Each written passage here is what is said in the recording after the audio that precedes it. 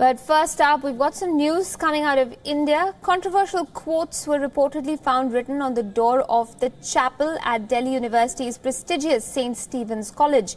The messages, however, were cleared as soon as the authorities were informed of the graffiti. The college administration had announced preparatory holidays for students from April 28th onward, with only those who have practical exams attending college at this time. The principal of the college hasn't yet commented on the issue, but reports say that inflammatory messages were posted on the door of the chapel of St. Stephen's College.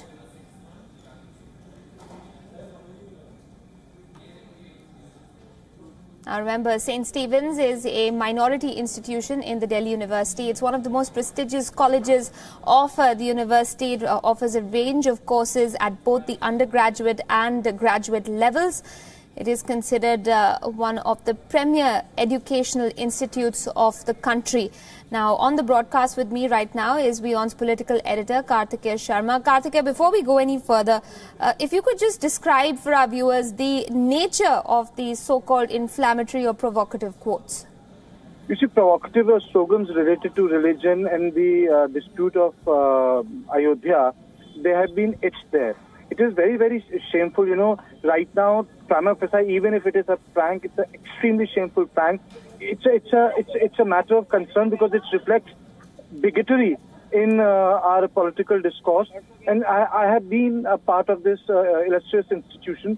I feel extremely pained that a place of worship, people have written words which are inflammatory in nature. And secondly, you know, every civilian knows that the first year of the if you are doing your BA courses there, you go there to the chapel, but there are no religious discourses which takes place there. Please understand that.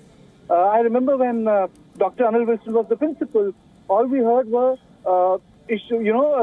speeches on education, virtue, ethics, life, morality, and to write something like this just goes on to show that the places of learning where bigotry should dissolve itself into understanding and mutual concern has become sites of such ugly political contest. You mentioned, that this might just be a prank, but in the vitiated environment right now, when it comes to, this discourse on, and let's say the confluence of very varied sort of ideals such as nationalism, religion, and of course these opposing voices that we keep hearing. I'm referring, of course, to something that has happened in the National Capital Region recently when it comes to people of a certain faith and they being disrupted from doing so. Now we're hearing of this instance at one of the most prestigious colleges of the country, and of course the discourse politically in a state like Karnataka.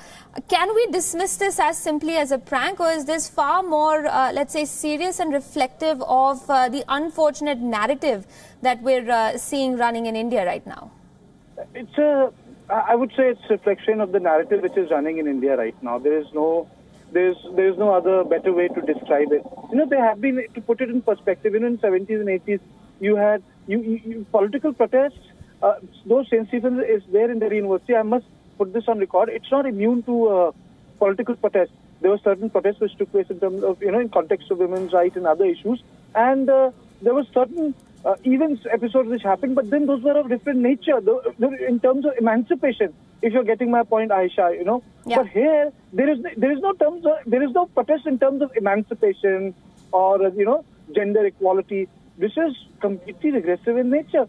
And for me, St. Stephen's is a great place of learning. I met great intellectuals, great professors and one of them being Dr. late Anil Wilson.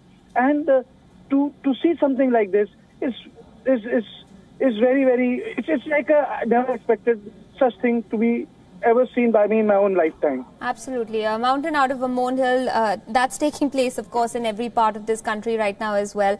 I guess we'll have to wait and watch to see if there is an unequivocal condemnation of this incident by our political parties. I guess we'll have to keep waiting for that one. Karthikeya, in the meantime, thanks for sharing your perspective with us.